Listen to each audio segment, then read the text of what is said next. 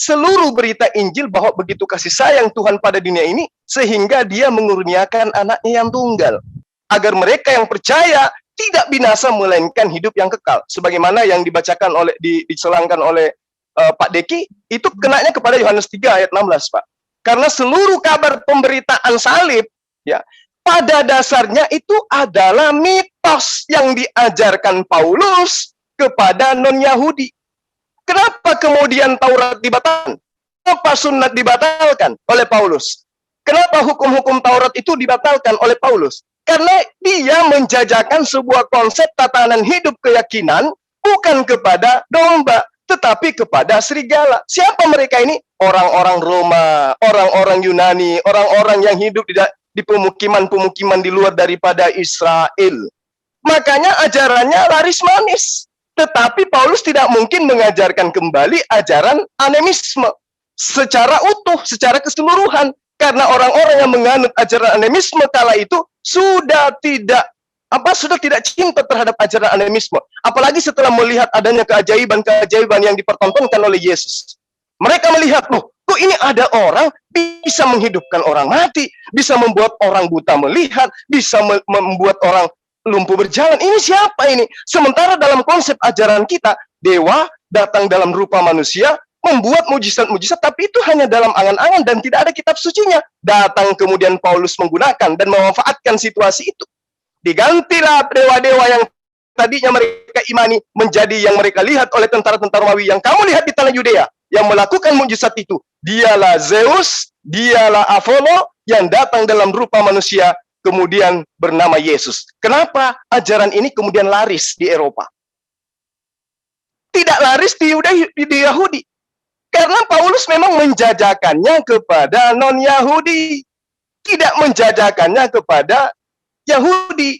Itu yang kedua. Yang ketiga, tadi Bapak mengatakan, ketika seorang perempuan ya datang kepada Yesus, dia teriak-teriak ikut dari belakang, Tuhan, Tuhan. Kemudian lain sebut Tuhan, Tuhan. Padahal itu katanya adalah kurius, Tuhan, Tuhan. Murid-murid datang kepada Yesus. Tuhan, Rabi, orang itu dari tadi manggil-manggil. Apa kata Yesus? Tidak layak memberikan roti kepada non-Israel, kepada anjing yang diperuntukkan kepada anak-anak Israel. Tidak layak. Tapi perempuan itu kekeh.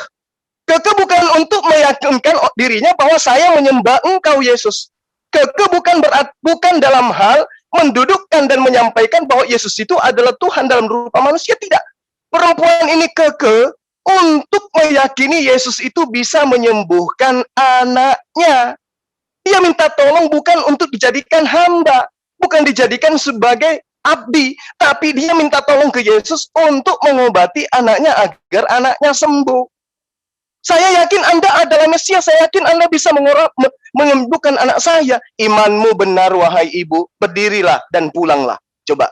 Nah, Anda memiliki alasan, oh tidak, itulah sebabnya kami ini anjing, orang Israel yang mengakui Yesus sebagai Tuhan. Dan kami ini adalah golongan-golongan daripada Yesus itu sendiri. Anda mengakui, Anda dari golongan anjing. Ya, tapi yang dinubuatkan kemudian adalah serigala. Kenanya sama. Lalu kemudian, ketika saya mengatakan, saya seorang dokter, diutus ke Papua misalnya. Ya, lagi-lagi Papua yang saya sebutkan. Saya diutus ke Papua untuk mengobati pasien. Di tengah perjalanan, ada orang sakit di pesawat. Apakah saya boleh mengatakan, maaf, saya tidak bisa menyembuhkan meskipun saya ini adalah dokter, karena saya diutus hanya kepada pasien yang ada di Papua? Tidak bisa. Mau tidak mau, karena saya adalah dokter, meskipun saya diutus kepada orang sakit di Papua, saya kudu wajib sebagaimana sumpah sebagai dokter untuk mengobati pasien yang ada di pesawat. Itu yang dilakukan oleh Yesus, menyembuhkan orang non-Yahudi. Tetapi dia sudah menekankan, aku diutus kepada domba-domba yang hilang dari Bani Israel. Diutus sebagai apa? Sebagai juru selamat dan hidup.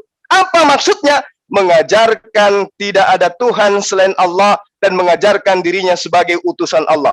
Hidup kekal itu adalah mereka mengenal engkau satu-satunya Allah yang benar dan mengenal aku sebagai utusanmu. Yohanes 17 ayat 3. Jadi kalau ada orang yang mengajarkan di luar daripada konsep itu, itulah serigalanya. Karena hidup kekal menurut Yesus adalah mengimani Yesus sebagai utusan Tuhan, mengenal Yesus sebagai utusan, tidak lebih daripada itu. Karena itulah di dalam Matius 5 ayat 10 Matius 10 ayat 5 ayat 6, Yesus berpesan kepada muridnya. Ya, apa kata Yesus? Dia berpesan kepada ke-12 muridnya, jangan keluar ke bangsa lain, tapi datanglah kepada bangsa Israel, kepada domba-domba yang hilang dari Bani Israel. Murid yang taat pasti akan mengikuti ajaran gurunya, akan mengikuti perintah gurunya, karena Yesus mengatakan, aku mengenal dombaku, dombaku mengenal aku, mereka mendengarkan perkataanku dan mengikuti aku. Jadi ketika ada yang mengaku murid, mengaku rasul, mengajarkan tentang Yesus, menyembah kepada Yesus untuk non-Yahudi, itu adalah murid palsu, itu adalah rasul palsu yang kemudian disebut sebagai serigala. Dalil Kejadian 49 ayat 27, Benyamin adalah serigala. Paulus, Roma 11 ayat 1, mengaku sebagai Benyamin. Berarti sama dengan Paulus mengaku sebagai serigala. Demikian untuk sementara. Iya, Oke, terima kasih. Moderator atur mungkin Pak Deki. Ya, terima kasih untuk pemaparan yang telah disampaikan oleh pihak Muslim yang diwakili oleh Bunda Zuma. Nah, untuk sesi kedua, mungkin moderator batasi dengan waktu supaya tidak panjang bicaranya dan waktu yang kita berikan sama-sama. Nah, untuk sesi selanjutnya mungkin 5 menit bisa dibuat menyanggah dan bisa juga untuk melakukan pemaparan atau mempertajam argumen. Nah, untuk sesi kedua, Pak Deki, silahkan dimulai. 5 menit berjalan setelah Pak Deki berbicara. Silahkan. Minta maaf, penjelasan tadi sudah panjang lebar, sudah merembet, karena saya mengupas tentang apa yang jadi itu tadi sudah merembet ke nabi palsu. Dan ini saya harus ambil konsep Alkitab. Kenapa? Yang dimaksud serigala domba itu ialah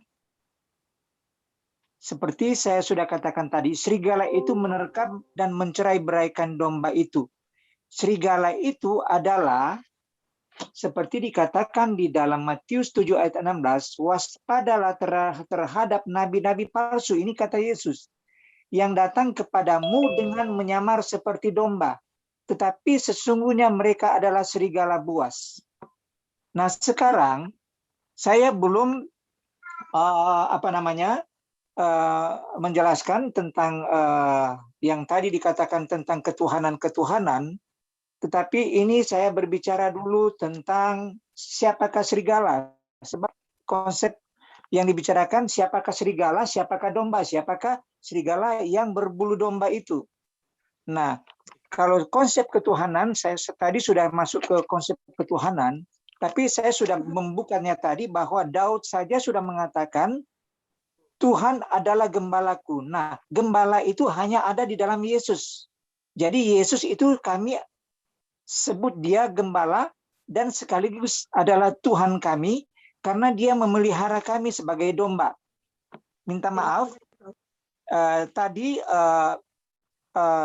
saudara kami Zoom mengatakan kami anjing. Benar, kami anjing.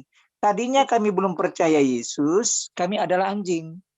Tetapi ketika kami percaya Yesus, maka di dalam Yohanes 10 ayat yang ke-16 di sana dia katakan, ada lagi padaku domba-domba lain yang bukan dari kandang ini. Domba-domba itu harus kutuntun juga dan mereka akan mendengarkan suaraku dan mereka akan menjadi satu kawanan dengan satu gembala.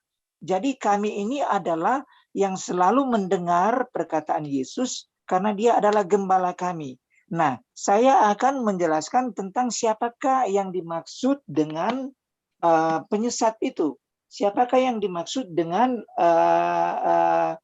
serigala berbulu menyamar seperti domba, ya? Di dalam Matius 7:15, waspada terhadap nabi-nabi palsu. Siapakah nabi palsu itu? Nabi palsu itu saya akan kasih tahu bahwa nabi palsu itu sudah ada di dalam Alkitab. Tapi saya akan tanya dulu tentang nabi palsu yang dimaksud di dalam Alkitab itu adalah nabi yang tidak ada perintah dari Tuhan untuk menyatakan kebenaran. Jadi seperti, minta maaf, Muhammad tidak pernah ada satu perintah langsung dari Tuhan seperti Musa, seperti nabi-nabi yang lain untuk menerima satu perintah yang akan disampaikan, melainkan hanya mendengar lewat malaikat Jibril. Tapi saya akan menjelaskan tentang siapakah serigala yang menyamar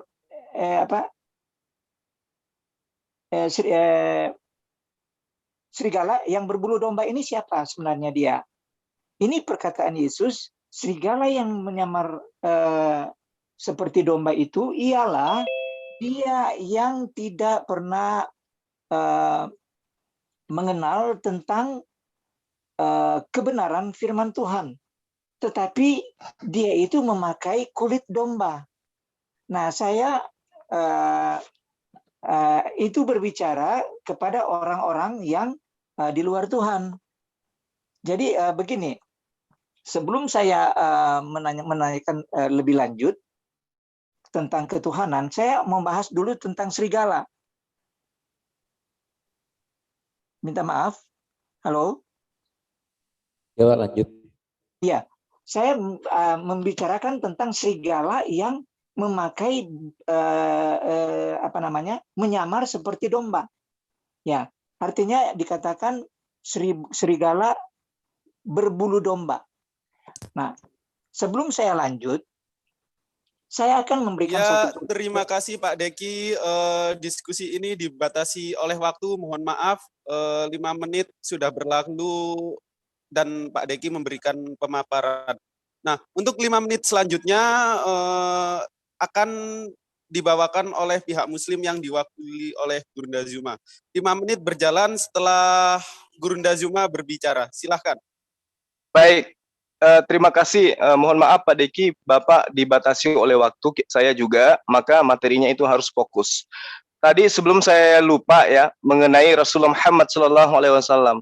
Kalau saya menggunakan Al-Quran, jelas 30 juz Al-Quran itu membuktikan bahwa beliau Rasulullah Muhammad SAW itu adalah seorang nabi. Tetapi Pak Deki tidak akan mungkin bisa percaya itu. Karena itulah kemudian cukup saya menggunakan kitab yang Bapak percayai sebagai firman Tuhan. Yesaya 29 Pak ayat 11. Maka bagimu penglihatan. Nah, ini nubuat. Ini nubuat tentang sesuatu yang akan datang. Bagimu penglihatan dari semua itu seperti isi sebuah kitab yang termaterai. Apabila ya kitab itu diberikan kepada orang yang tahu membaca dengan mengatakan, baiklah baca ini, maka ia akan menjawab, aku tidak dapat membaca. Dan apabila kitab itu diberikan kepada seorang yang tidak dapat membaca atau ummi dengan mengatakan, bacalah, maka ia akan menjawab, aku tidak dapat membaca. Ini nubuatan, Pak. Karena di sini ayat ini terang sekali menuliskan, maka bagimu penglihatan. Penglihatan ini berarti ramalan. Kalau ramalan atau penglihatan seorang nabi disebut nubuatan. Ini berbicara kitab mana? Kitab sucinya orang Kristen atau kitab sucinya orang Islam yang termaterai, yang sudah nyata ribuan tahun tapi tidak bisa dibaca oleh semua orang. Karena dia termaterai. Orang yang bisa membacanya adalah hanya orang-orang pilihan. Orang-orang beriman. Coba Anda lihat orang yang rusak hatinya, ngaku murtadin, suruh baca Quran. Sepase apapun dia ketika dia masih Islam, tapi begitu dia keluar dari Islam, mulutnya akan kelabakan membaca satu ayat saja. Tidak akan pernah bisa benar bacaan itu. Tergopo-gopo, tertati-tati, terbata-bata, salah, terpelesetkan, dan sebagainya. Inilah yang dinubuatkan sebagai kitab termaterai. Kemudian, ketika saya sudah menerangkan kepada Anda tentang serigala itu, dan Anda mengaku sebagai golongan anjing, itu sebenarnya sudah terjawab.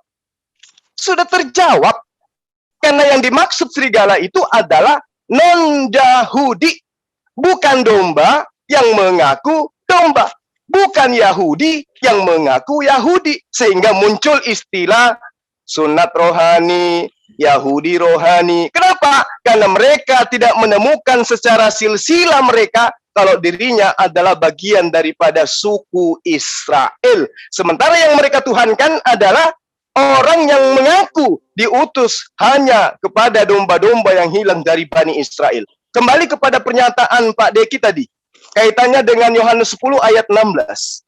Ada lagi padaku domba-domba. Coba. Secara analisa akal, ini yang dimaksud bukan anjing, tapi domba-domba. Apakah semua Bani Israel pada saat Yesus datang ke Yerusalem, ke tanah Yudea, semua orang Yahudi, semua orang Israel sudah berkumpul di situ? Tidak, masih banyak orang Yahudi, masih banyak orang Israel yang belum pernah bertatap muka dengan Yesus, tetapi mengimani Yesus sebagai utusan Tuhan. Jadi yang dimaksud dari ayat 10-16 ini, Yohanes 10 ayat 16 ini, ada lagi padaku domba-domba lain yang bukan dari kandang ini. Maksudnya bukan dari kalangan domba-domba yang ada bertemu dengan Yesus pada saat itu. Domba-domba itu harus kutuntun juga. Harus kutuntun juga. Dan mereka akan mendengarkan suaraku, dan mereka akan menjadi satu kawanan dengan satu gembala. Sekarang pertanyaannya, apakah murid-murid Yesus abad pertama dari keturunan daripada Maria, ibunya, Yakobus dan saudara-saudaranya punya keturunan. Maria, kekasihnya Yesus, boleh dibilang gitu. Apakah keturunan mereka ini satu kalangan dengan Kristen saat sekarang? Tidak. Yahudi sampai hari ini dari suku apapun tetap berdiri sebagai suku, mendudukkan ajaran mereka menyembah hanya kepada Hasem, tidak pernah menggantikannya dengan Yesus. Tidak pernah menggantikan kitab mereka dengan perjanjian lama, apalagi dengan gospel. Tetap 12 suku Bani Israel, mau dari keturunan Maria, mau dari keturunan Yakobus, adiknya Yesus, semua tetap tidak menjadi Kristen. Keturunannya tetap memegang teguh kepada hukum yang diajarkan oleh para nabi kepada mereka.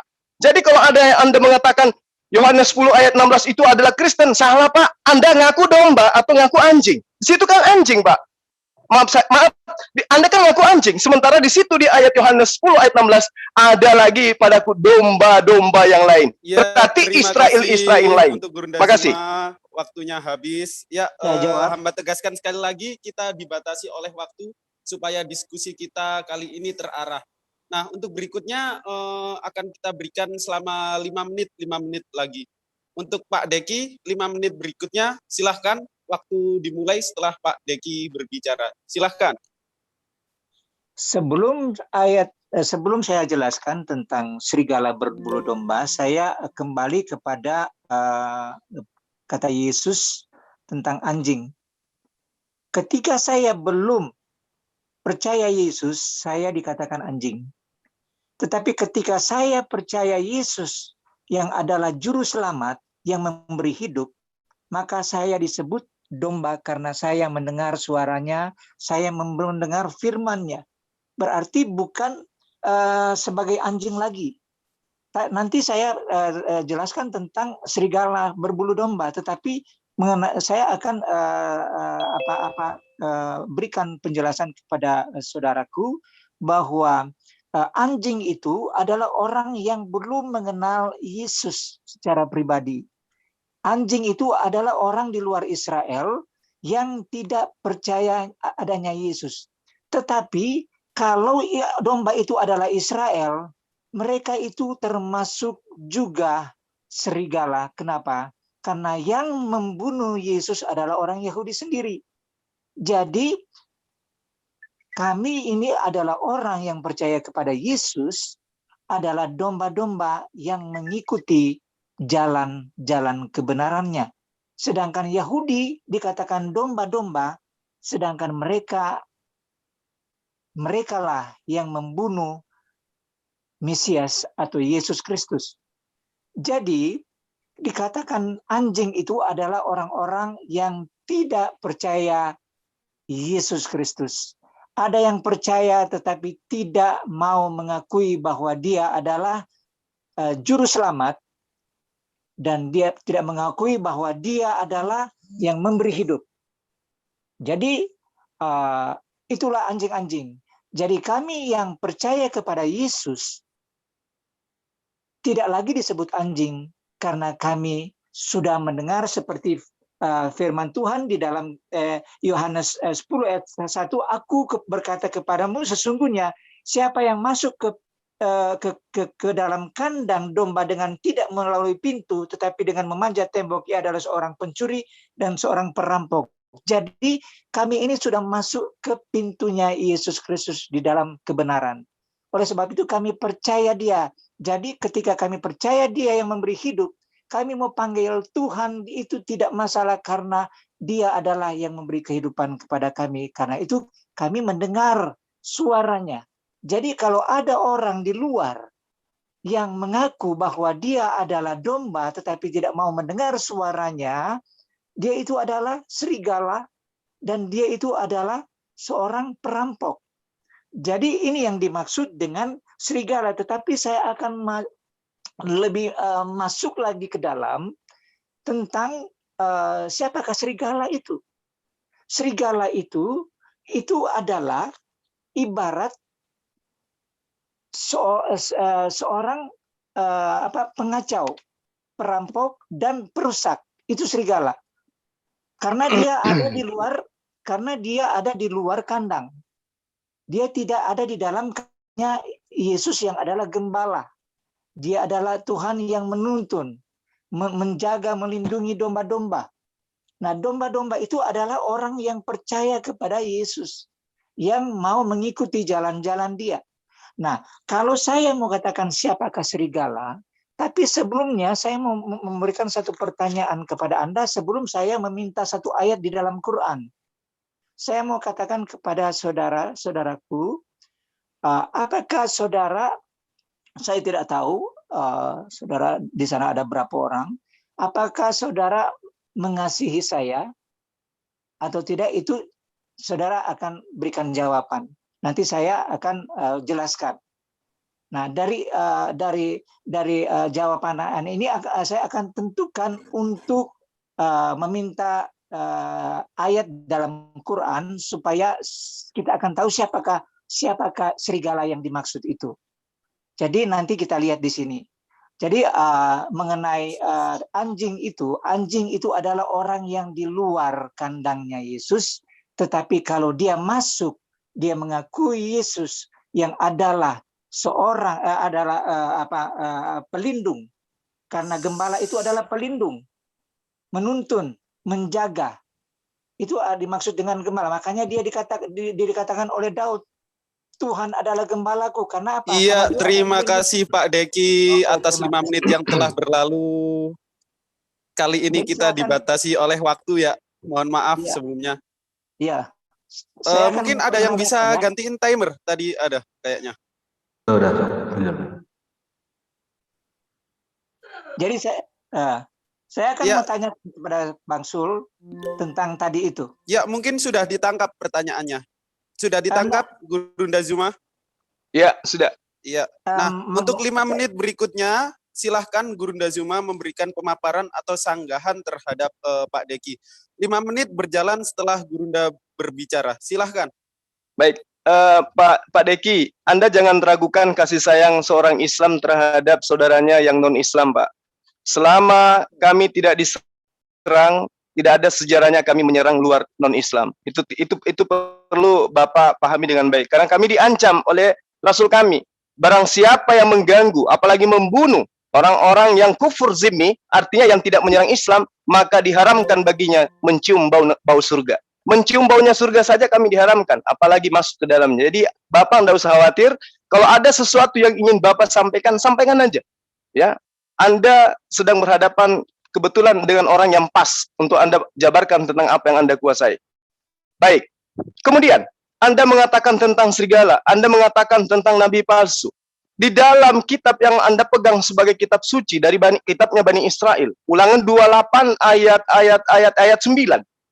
Tuhan akan menetapkan engkau sebagai umatnya yang kudus. Siapa ini? Bani Israel.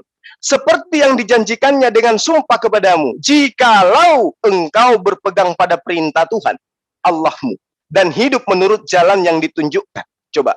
Jadi kalau yang dijadikan dasar kemudian percaya kepada Yesus, di mana Yesus tunduk kepada perintah Tuhan di dalam kitab-kitab yang dia ajarkan di sinagog, termasuk Ulangan ini. wahai Yesus, engkau akan menjadi umatku, engkau akan kumuliakan sesuai dengan janjiku kepada nenek moyangmu. Jikalau engkau berpegang pada perintah Tuhan Allahmu dan hidup menurut jalan yang kutunjukkan. Oleh karena itulah Pak Deki, ketika Yesus itu datang, dia tidak merubah sedikit pun dari hukum yang sudah diperjanjikan Allah kepada nabi-nabi sebelumnya. Makanya dia mengatakan, hidup kekal itu adalah engkau mengenal satu-satunya Allah yang benar. Satu-satunya loh Pak. Nggak ada tambahan menjadi manusia, menjadi roh. Nggak ada itu. Nah, kemudian ketika Bapak mengakui, kami ini tadinya anjing, kemudian sekarang sudah menjadi domba, karena kami percaya kepada Yesus. Bapak, kalau percaya kepada Yesus, tidak mungkin menjadi Kristen, Pak. Saya bisa jamin itu. Karena Yesus tidak pernah mengajarkan konsep tatanan hidup keberagamaan Kristen. Menyembah Yesus, apakah Yesus pernah ajarkan? Tidak. Makanya Yesus mengatakan di dalam ajarannya, Yohanes 14 ayat 15, jikalau kamu mengasihi aku, kamu akan menuruti segala perintahku. Coba, jikalau engkau mengasihi aku, engkau akan menuruti aku. Kurang apa lagi coba? Nah sekarang Bapak menyembah Yesus itu perintah siapa? Perintah Yesus ada? Enggak ada. Anda beribadah menuhankan tiga Tuhan, tiga pribadi, itu ajaran siapa? Sementara Yesus ketika dia datang kepada Bani Israel, menunjukkan dirinya sebagai nabi, menunjukkan dirinya sebagai utusan Tuhan. Hidup kekal itu, mereka mengenal aku sebagai utusanmu. Yohanes 17 ayat 3. Jadi keluar dari konsep itu, Bapak tidak akan menemukan hidup yang kekal. Jangan kau mengira bahwa aku datang untuk meniadakan, apalagi menghilangkan hukum Taurat. Sesungguhnya, yang paling terkecil dari hukum Taurat, meski satu iota pun, tidak akan dilenyapkan sebelum langit dan bumi ini lenyap. Barang siapa yang menghilangkan, meskipun yang paling terkecil, maka dia akan menempati tempat terendah dalam kerajaan Allah. Ini pernyataan Yesus kepada Bani Israel. Kemudian muncul sosok yang kemudian saya katakan dia dari Benyamin. Yang saya bacakan nubuatannya kepada Bapak, yang tadi Kejadian 49 ayat 27, di mana Yakub memanggil, dan kamu Benyamin akan menjadi serigala.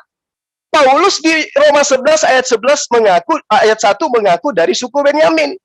Lalu kemudian ajarannya di dalam Galatia 5 ayat 1, dengan matinya Yesus di tiang salib, maka kita dibebaskan dari aturan-aturan Tuhan dan dimerdekakan dari penghambaan. Barang siapa yang menyunatkan dirinya, Yesus Kristus tidak berguna baginya. Coba. Ini yang mengajarkan ini siapa? Siapa yang memerintahkan Paulus mengajarkan seperti itu? Kemudian kalau kita lebih jeli melihat, bagaimana kemudian Yesus mengatakan, berjaga-jagalah dan waspadalah terhadap orang-orang Farisi dan orang Saduki. Ayo, mari kita kupas. Paulus ini pernah ngaku orang Farisi enggak?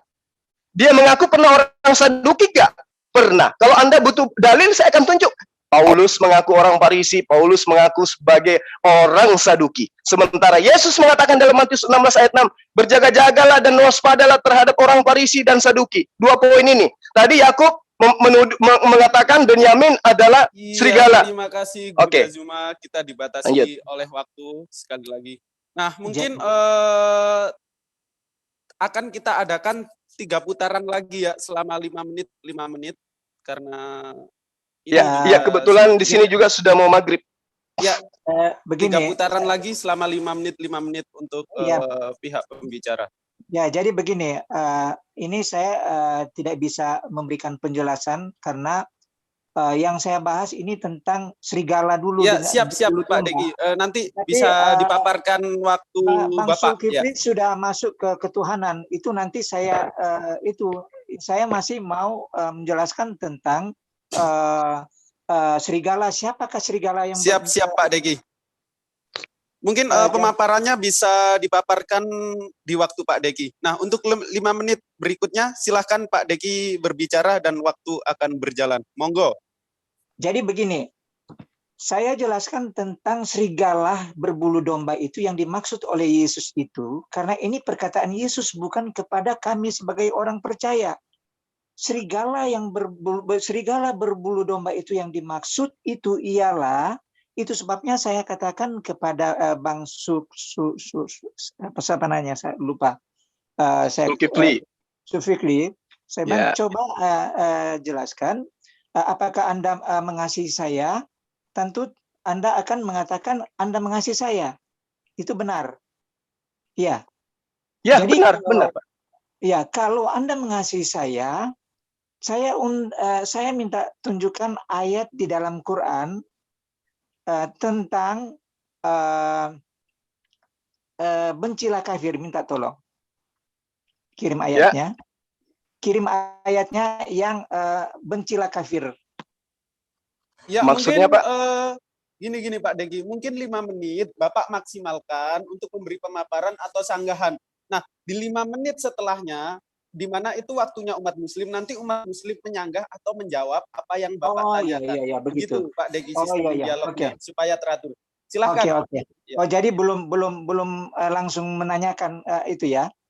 Jadi yang dimaksud dengan serigala berbulu domba itu adalah mereka itu yang dikatakan di dalam perkataan Yesus di dalam Matius.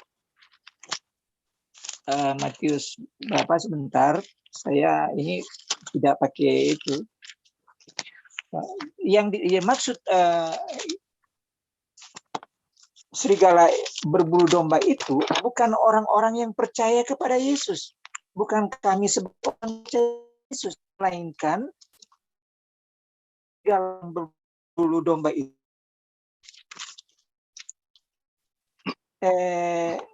saya baca di dalam Matius 23. Ya, ini ciri-ciri orang yang disebut serigala berbulu domba. Jadi di sana dia katakan di ayat 23 di situ semua. Ya.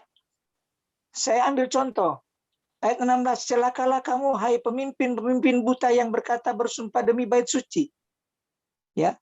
Tapi di sini saya jangan ambil ayat di situ, tapi di sini Yesus mengatakan bahwa serigala berbulu domba itu adalah orang-orang yang dikatakan di dalam ayat 25. Saya ambil contoh saja. Celakalah kamu hai ahli-ahli Taurat dan orang-orang Farisi, hai kamu orang-orang munafik. Jadi yang dimaksud dengan serigala berbulu domba itu adalah orang-orang munafik. Artinya dia datang ke kandang domba itu, dia datang sebagai serigala, tapi dia pakai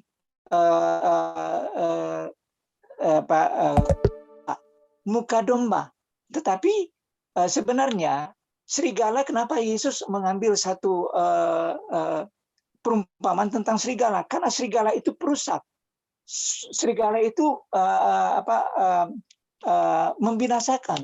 Tapi dia datang sebagai merupakan seperti domba. Dia masuk, tetapi sebenarnya dia ada maksud yang lain. Tapi itu yang maksud dengan serigala yang menyamar seperti domba. Tapi nanti saya akan tanyakan kepada saudara, siapakah sebenarnya serigala ini? Serigala berbulu domba ini berbicara tentang. Nah, orang munafik itu adalah orang yang hatinya sebetulnya diajarkan dengan satu kejahatan, tetapi dia datang dengan seolah-olah dia datang dengan baik. Nah, itulah yang dimaksud dengan serigala berbulu domba. Jadi bukan orang Kristen. Serigala berbulu domba itu adalah orang-orang munafik. Dia datang dengan serigala, tetapi dia bungkus dengan wajahnya domba. Nah, dia datang untuk apa? Dia memberikan satu pengajaran seolah-olah itu benar. Dia memberikan tawaran-tawaran harus begini begitu, tetapi dia tidak tahu bahwa mangsa yang dia akan akan mencelakakan dia. Nah, itu yang dimaksud dengan serigala berbulu domba, bukan seperti orang percaya kepada Yesus. Orang percaya kepada Yesus itu adalah orang-orang yang disebut domba-domba. bukan kami Terima orang kasih Pak Deki, waktu sudah habis untuk 5 menitnya. Nah, untuk 5 menit berikutnya, silahkan Gurunda Zuma, waktu berjalan setelah Bang Zuma berbicara. Monggo. Baik, terima kasih. Jadi pedoman hidup, konsep tatanan kehidupan keberagamaan umat Islam itu berpacu kepada Al-Quran. Dan kemudian di dalamnya terkumpul ya hukum-hukum. Sesuai dengan apa yang Anda minta, saya tunjukkan dalam surah Al-Qasas ayat 77. Wabtagi fima atakallahu daral akhirah wala tansa nasibaka minad dunya wa ahsin kama ahsanallahu ilaika wala tabga fasada fil ard innallaha la yuhibbul mufsidin. Dan carilah apa yang telah dikaruniakan Allah kepadamu, yaitu kebahagiaan di akhirat. Dan janganlah kamu melupakan kebahagiaanmu dari kenikmatan duniawi. Penekanannya, dan berbuat baiklah kepada orang lain, sebagaimana Allah telah berbuat baik kepadamu. Dan janganlah kamu berbuat kerusakan di muka bumi ini. Sesungguhnya Allah tidak menyukai orang-orang yang membuat kerusakan. Kaitannya dengan pertanyaan Bapak tentang kekafiran. Jangankan Al-Quran, Pak. Yesus pun membenci kekafiran. Ya, Yesus sangat membenci kekafiran. Bukan cuma Al-Quran. Karena kekafiran itu adalah sifat. Bukan manusianya. Tapi sifatnya. Sifatnya yang membangkang terhadap Tuhan. Bahkan Yesus menyebutnya ular beludak. Yesus menyebutnya sebagai apa? Sebagai anjing. Itulah yang disebut dengan kafir. Tetapi apakah umat Islam itu Pak? Amalannya. Karena Al-Quran sudah menerangkan juga seperti yang melakukan ingkaran terhadap Allah. Al-Quran diterangkan sesungguhnya orang-orang kafir, orang-orang kufur terhadap perintah Allah, terhadap ajaran para nabi, termasuk ajarannya Yesus, yaitu ahli kitab. Orang-orang yang musyrik, yang masuk ke neraka jahanam, mereka kekal di dalamnya karena mereka itu adalah seburuk-buruk makhluk. Kenapa Al-Quran mengatakan seburuk-buruk makhluk? Karena mereka sudah tahu kebenaran, tapi ingkar terhadap kebenaran. Sudah dijelaskan siapa serigala itu, masih juga memelintir-melintir serigala itu adalah ini, adalah itu. Padahal dalil dalam kitab yang mereka imani sudah jelas yang disebut serigala adalah Benyamin, dan yang mengaku Benyamin dari suku Benyamin adalah Paulus, dan ajaran Paulus tidak sama sekali bersama dengan ajaran Yesus. Paulus mengajarkan apa? Yesus mengajarkan apa? Tidak ada yang. Nah, dikatakan lagi bahwa apa yang dilakukan oleh Paulus. Coba Anda baca di dalam Lukas 21 ayat 8. Endingnya ayat 12. Itu. Kalau Anda punya waktu silakan Anda baca nanti setelah ini. Bagaimana kemudian Yesus berpesan kepada murid-muridnya? Waspadalah, akan datang serigala yang mengaku domba, yang akan menyesal, yang akan memburu, yang akan membunuh, dan memenjarakan kalian, memasukkan kalian ke rumah-rumah ibadat. Apakah murid Yesus mengalami itu? Mengalami. Siapa pelakunya? Adakah di luar dari, adakah ke Islam? Tidak. Adakah umat Islam yang memburu orang Kristen memasukkan ke rumah-rumah masjid, ke ibadah, rumah-rumah ibadat? Tidak.